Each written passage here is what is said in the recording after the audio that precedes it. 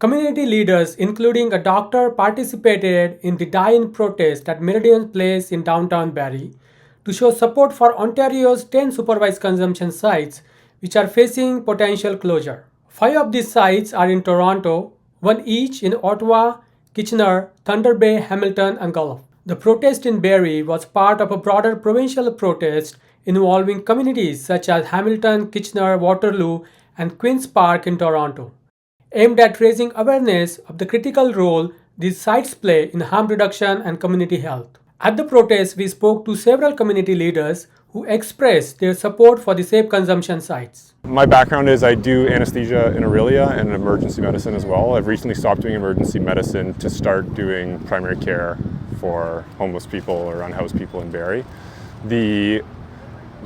My interest in safe consumption or supervised consumption sites is because I see it as very closely linked to harm reduction in general. And harm reduction is a big part of what we do in society. It's a big part of what we do in medicine as well.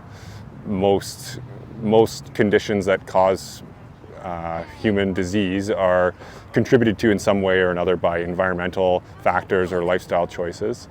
And despite knowing that humans have some role to play in their own illness or health, we still support people through that.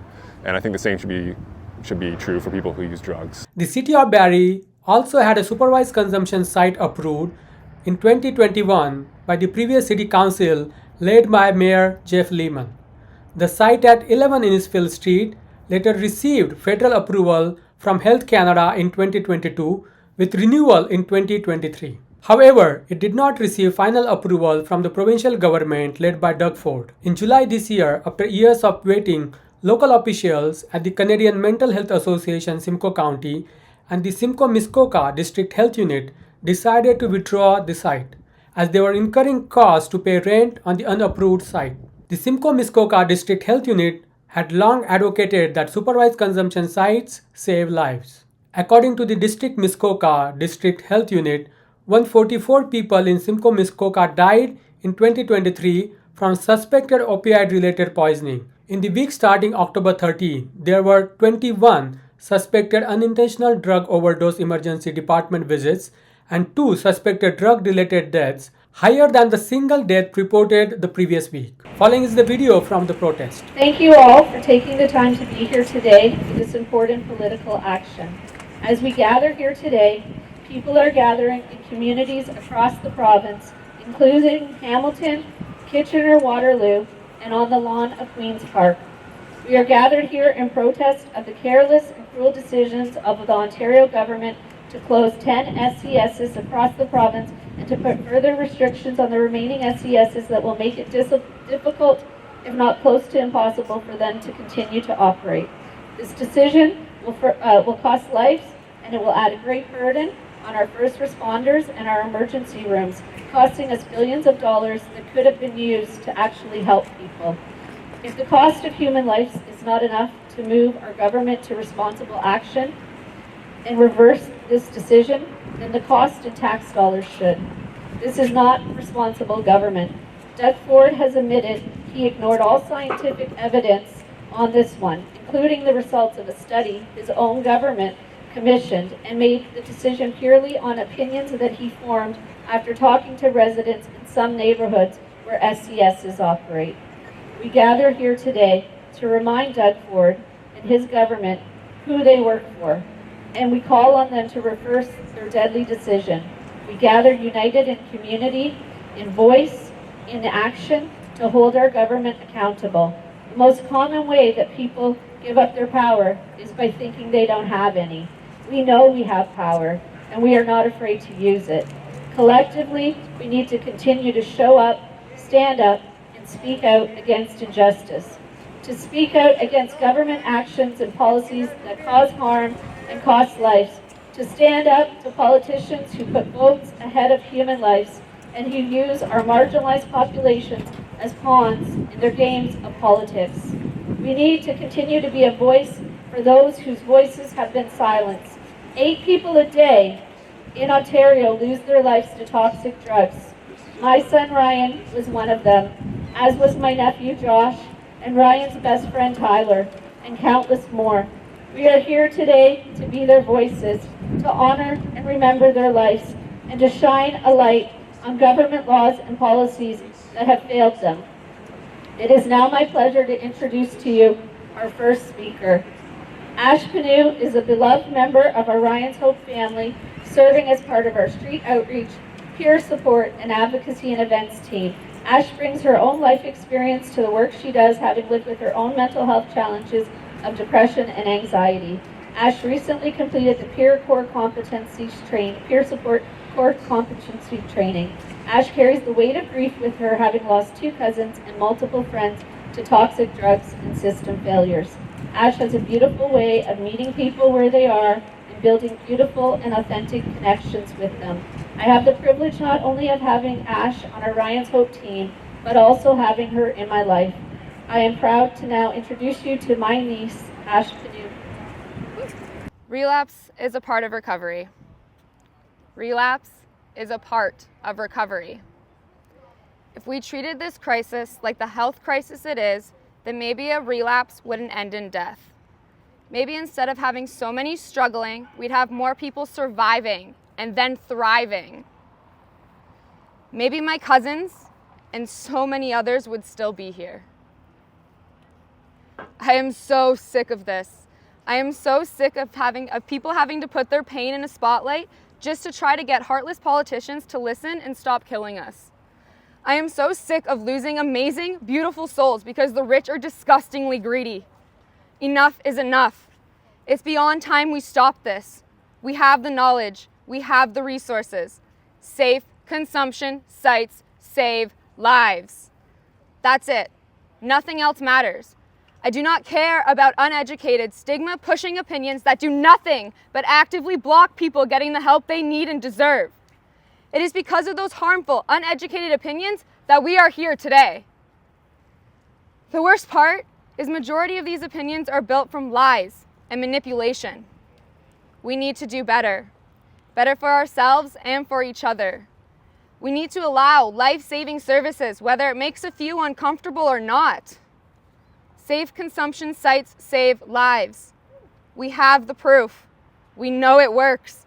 And if governments and misguided people would stop hiding behind the stigma, we could find and connect even more help and solutions. I am so tired of going backwards when we know better. Safe consumption sites save lives. They help people not die while they're struggling. They give people somewhere safe to go where there's also more options for help available. They connect people to other resources. They meet people where they're at. And that's the key. Recovery, getting better, it needs to be one's choice or it doesn't do anything. We cannot force or control people into getting better, despite what so many may think or want to believe. Trust me, you just can't.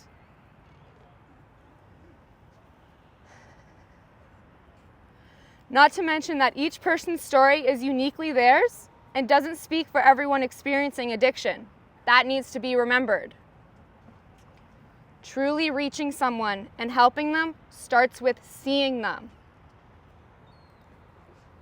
Truly reaching someone and helping them starts with seeing them.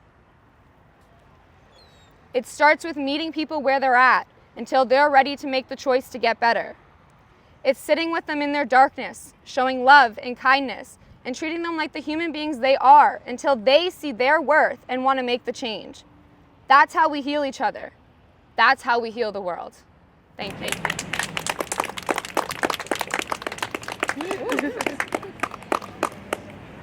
And now I would like to introduce to you our second speaker, Dr. Mac Chown. Mac Chown is a doctor who lives in Barrie. He has worked in Aurelia doing anesthesia and in the emergency department. He recently stopped working in the ER to make time for his primary care program for unhoused people in Barrie. Please welcome Mac.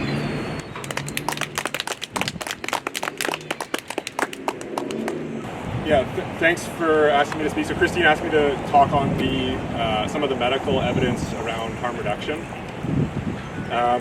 And I just want to start by saying that nothing that I say is going to surprise anyone here. This stuff is intuitive to advocates because if you start from a place of compassion and start by listening to people and talking to people without trying to impose your agenda on them, everything is common sense. So, I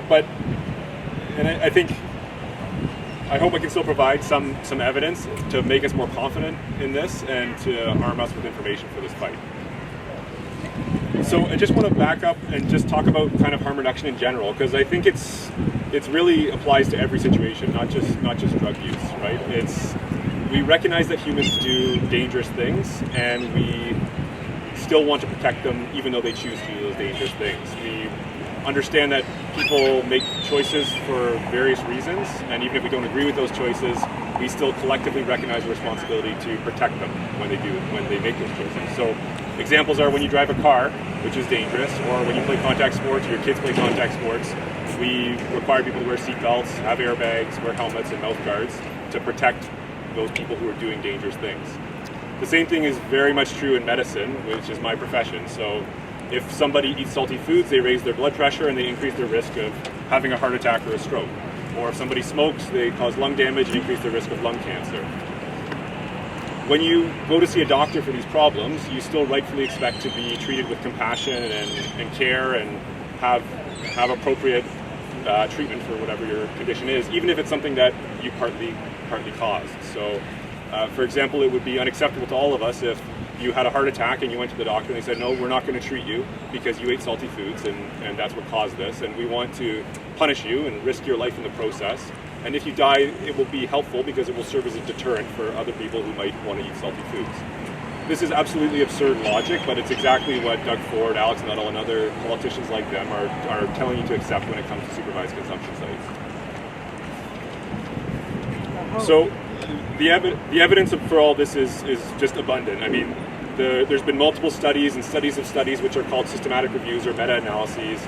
There's been guidelines and statements from professional bodies, and all of these point in the same direction, which is that supervised consumption sites provide the following benefits: reduce death from drug overdose, reduce transmission of infections like HIV and hepatitis, reduce drug use in public places, reduce hospital visits, reduce emergency service use like ambulance and police, reductions or no change in the rates of crime, and decreased overall taxpayer expenses.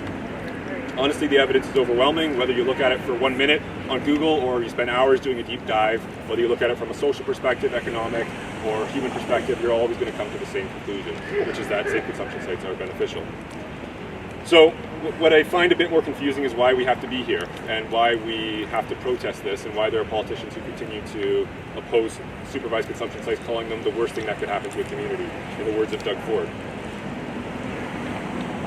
I think it starts to make a little bit more sense when you realize that these politicians want to score political points off of the most vulnerable in our society, and they really don't care about them at all. They're more than that, they're happy to use them as a scapegoat for all society's problems.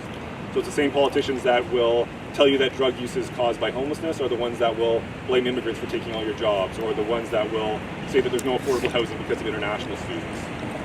This is all just a political tactic, and it's a familiar trope that I think broadly influences the messaging that we get from these types of politicians. But in the case of supervised consumption sites, I see three main reasons for their opposition. The first is a conservative ethic, and this claims that if you do well in society, it's because you work hard. And conversely, if you fail in society, it's because you're lazy. And substance use is seen through this lens as a moral failing or a lack of willpower. People who push this narrative usually have a tendency to downplay the own advantage that they've received in life and overemphasize the adversity that they've faced, which is real. The second is a commitment to policing. The war on drugs clearly benefits the police, and it should actually be called the war on people who use drugs, because it's not a war on drugs. But this clearly benefits the police, because if all people who use drugs are criminals, then you need more money for the people who catch criminals, and that's the police. So we're seeing this happen in Barrie to the detriment of our community, with currently 1 out of every 5 taxpayer dollars spent on the police, or about $70 million per year in Barrie, and they're always asking for more. The last reason that I think these politicians oppose supervised consumption sites, and I think this is particularly relevant in Barrie, is that by linking homelessness to drug use and linking drug use to crime, Alex Nuttall can create a narrative and a pretext to evict people from public parks.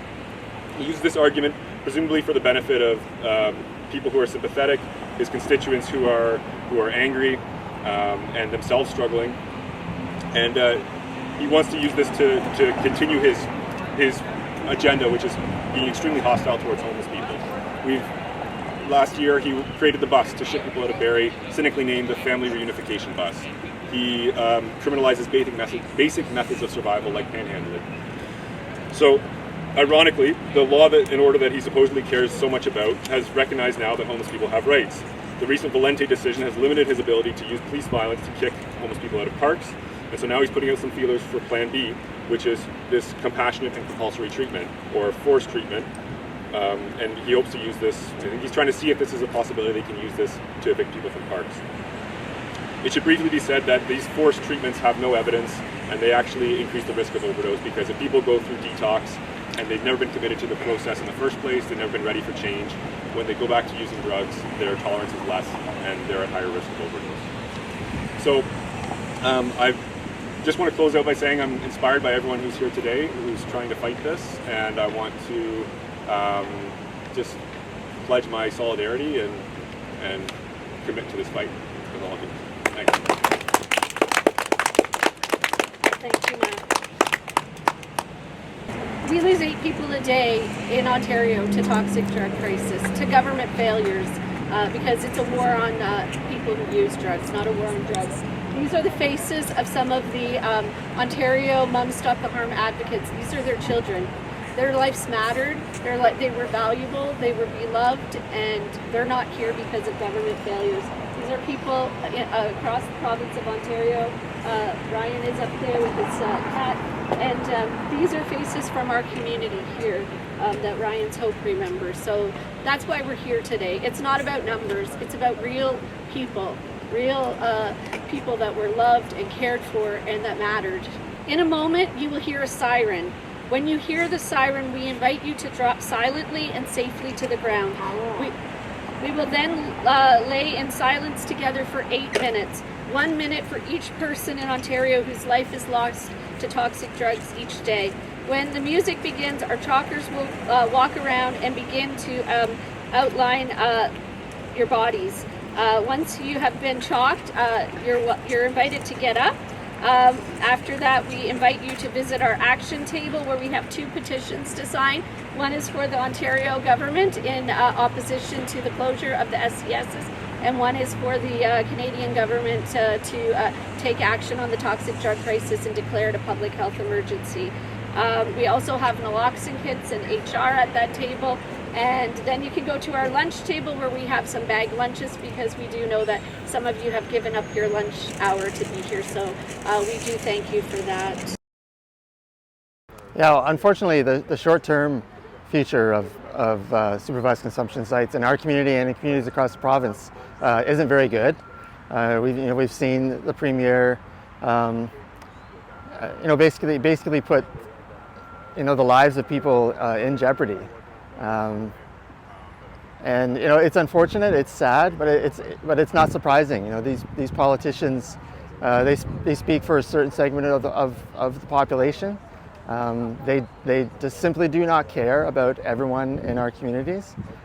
Doug Ford, Alex Nuttall, people like them don't care about people who are living on the street. They don't care about people who are struggling with substance issues. If they did, the number one priority would be keeping these people alive. And by being so outspoken against supervised consumption sites, they're laying their cards on the table, basically saying that they don't care about their lives. Because the evidence is overwhelmingly, it shows that supervised consumption sites save lives, harm reduction saves lives, and if you're not in favor of those 2 things, then you really aren't in favor of saving people's lives. Well, it's been a sad last few months. You see the continued attack on some of our most vulnerable friends and neighbors. We've seen the mayor use rhetoric about cleaning up the downtown, making it more safe. Obviously, the first question you have to ask is safe for who? He has a constituency that he relies on and that he kind of answers to. So he's putting their priorities ahead of other people. Where the most vulnerable in our community are suffering right now, and we've seen the mayor up his attacks against people experiencing homelessness. He's using his rhetoric, and it's actually escalating from there. Now he's using the power of the police. He's using, he's using state violence to physically evict people from places where they call home, places where they've set up communities where they can keep each other safe, look out for each other, and he's basically just told the police and municipal bylaw to go in there and do what they can.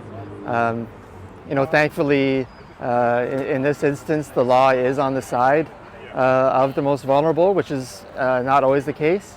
But without adequate accommodations, the city's not allowed to go in there and evict people. But we've seen the mayor blatantly ignore that ruling. For a guy who likes to think of himself as a law and order mayor, he's really chosen to ignore this one part of the law, which is sad.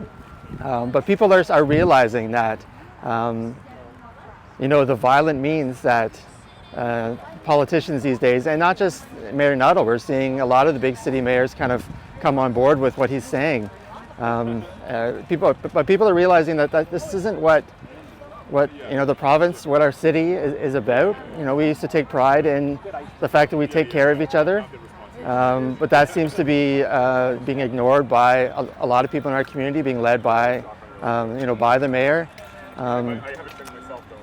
Someone, a speaker here today, said that basically supervised consumption sites save lives, and that's all we need to know. And that's a fact that's being ignored by too many in our community these days. Yeah, well, things aren't looking good right now. Obviously, with the politicians that we have, who have basically who've declared a war on people in our community.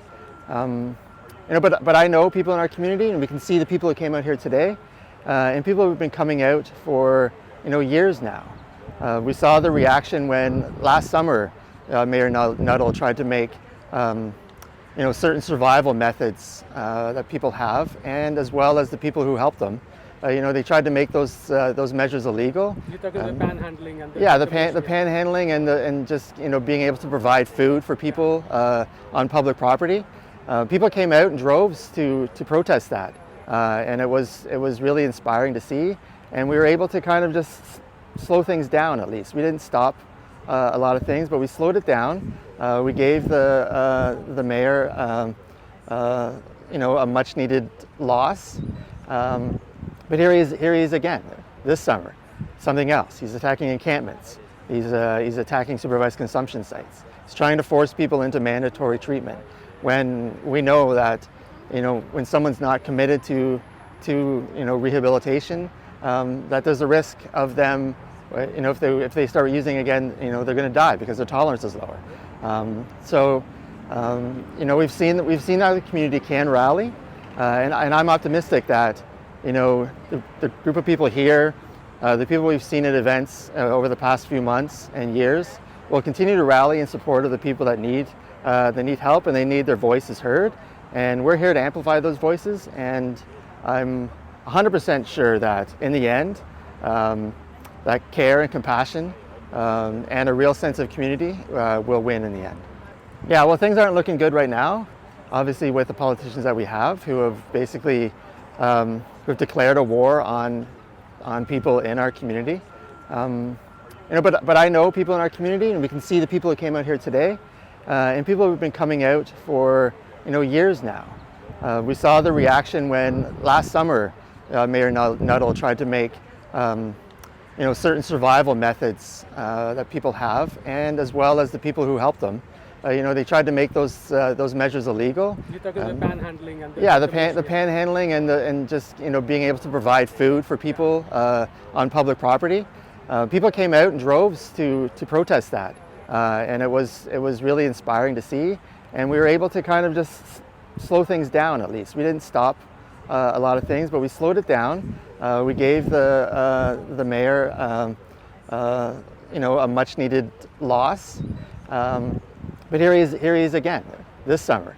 Something else. He's attacking encampments. He's attacking supervised consumption sites. He's trying to force people into mandatory treatment when we know that when someone's not committed to rehabilitation, that there's a risk of them, right? You know, if they start using again, you know, they're going to die because their tolerance is lower. You know, we've seen how the community can rally, and I'm optimistic that, you know, the group of people here, the people we've seen at events over the past few months and years, will continue to rally in support of the people that need help and they need their voices heard. And we're here to amplify those voices. And I'm 100% sure that in the end, that care and compassion and a real sense of community will win in the end. Yeah, well, things aren't looking good right now. Obviously, with the politicians that we have, who have basically who've declared a war on people in our community. You know, but I know people in our community, and we can see the people who came out here today, and people who have been coming out for, you know, years now. We saw the reaction when last summer Mayor Nuttall tried to make you know, certain survival methods that people have, and as well as the people who help them. You know, they tried to make those measures illegal. You're talking the panhandling and the panhandling and just, you know, being able to provide food for people on public property. People came out in droves to protest that, and it was really inspiring to see. And we were able to kind of just slow things down. At least we didn't stop a lot of things, but we slowed it down. We gave the mayor you know, a much needed loss. But here he is again this summer. Something else. He's attacking encampments. He's attacking supervised consumption sites. He's trying to force people into mandatory treatment, when we know that, you know, when someone's not committed to you know, rehabilitation, that there's a risk of them, you know, if they start using again, you know, they're going to die because their tolerance is lower. You know, we've seen how the community can rally, and I'm optimistic that, you know, the group of people here, the people we've seen at events over the past few months and years, will continue to rally in support of the people that need help and they need their voices heard. And we're here to amplify those voices. And I'm 100% sure that in the end, that care and compassion and a real sense of community will win in the end. We're actually here in protest of the Ontario government's decision to close supervised consumption sites across the province. It's an ill-advised decision, and it's going to cost lives, and it's going to cause harm to communities and to people and families. Doug Ford admitted that he ignored scientific evidence. He even ignored the study that his own government commissioned, and made his decision to close supervised consumption sites based purely on his own opinion after speaking to a few people that lived in neighborhoods where supervised consumption sites were in operation. So this is a deadly decision. He's playing politics with people's lives. And so today, in communities across the province, including Barrie, Hamilton, Kitchener-Waterloo, and on the lawn of Queen's Park, people gathered collectively to have die-ins, so to protest the closures of these sites, which is going to cost multiple lives. We lose 8 people a day in Ontario due to toxic drugs. My son was one of those people, as well as my nephew and my son's best friend, and so this is a personal issue to me. So that's why I'm advocating for this closure. I'm against this closure. The city of Barrie, our mayor has come out and said that he wants to solve the homeless problem by forcing people into treatment and forcing them into mental hospitals against their will, which there was nothing in his plan actually to address the issue of homelessness, which the root cause is that we don't have enough homes. We don't have affordable rent geared to income units for people. How can you say that you're addressing a homeless crisis when there's nothing in your plan about building housing? That's how we get out of this crisis, is by building housing for people. We need to have a variety of different types of housing. Some of it needs to be supportive housing for people that have complex needs, and all of it needs to be rent geared to income, because we have no rent geared to income, and that's why people are homeless. It's ignorant for the mayor to act like everybody that is homeless needs to be gathered up and forced into treatment or a mental hospital, because not everyone that is homeless has mental health issues or is a substance user.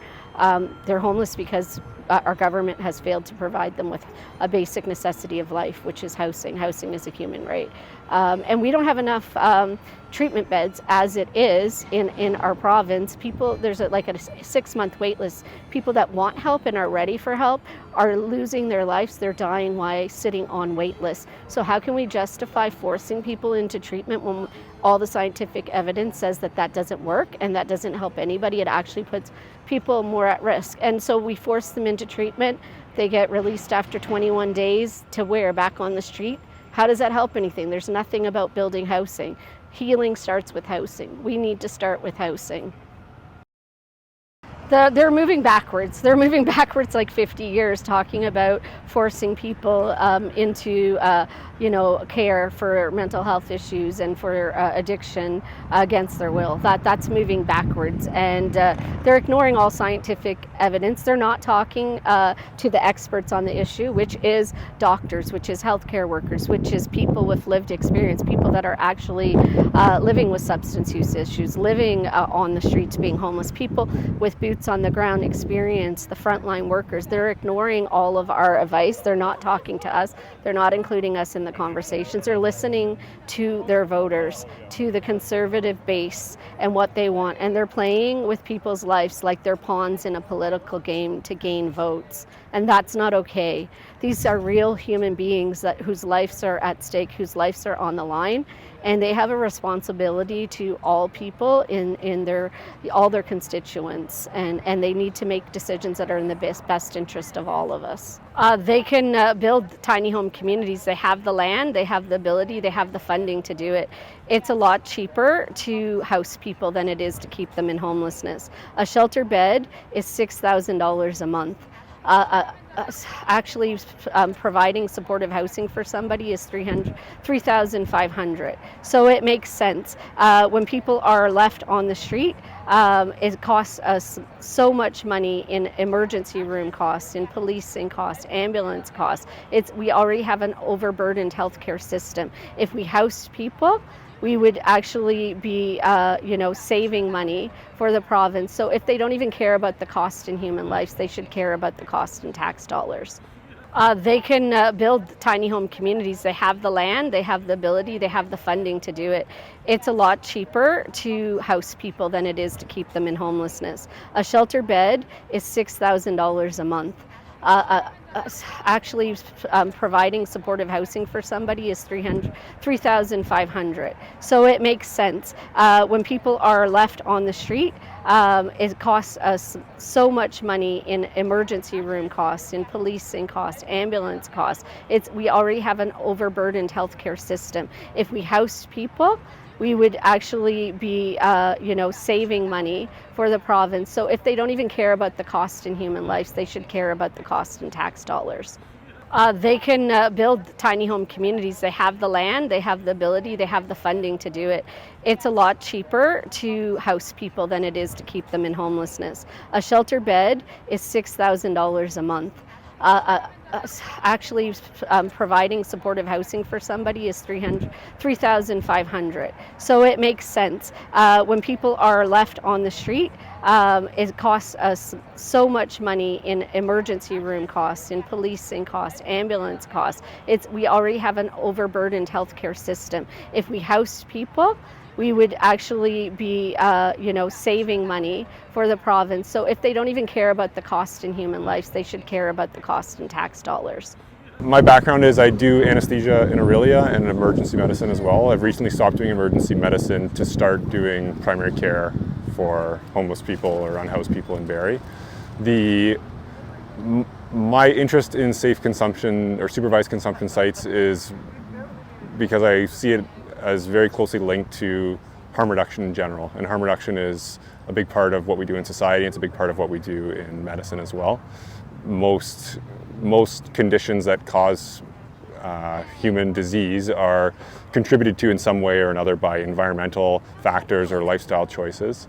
And despite knowing that humans have some role to play in their own illness or health, we still support people through that. And I think the same should be true for people who use drugs. So supervised consumption sites are an example of a harm reduction method, right? We recognize that humans do dangerous things and we want to lessen the negative impacts of those dangerous things. So we offer services to help them do that. And that's how I see supervised consumption sites. So take smoking, for example, right? I mean, smoking is very common, and we recognize that there are harms associated with smoking, but for many reasons, people still smoke, and that leads to disease. We don't say, well, you caused this problem, therefore you don't get any treatment from it, right? And take an example less direct than smoking, and the example that I used was salty foods, right? We all eat salty foods that can, with some genetic factors, can raise one's blood pressure and put you at risk for heart attacks and strokes. We don't punish people who have high blood pressure and assume that they don't deserve any treatment or care because their lifestyle factors played into the development of that problem. But people who use drugs don't have that same grace, right? They're not given that same grace by our system, and supervised consumption sites were a step in that direction and are a step in that direction, but the government, for political reasons, is closing them. It's not for any scientific reason, any medical reason.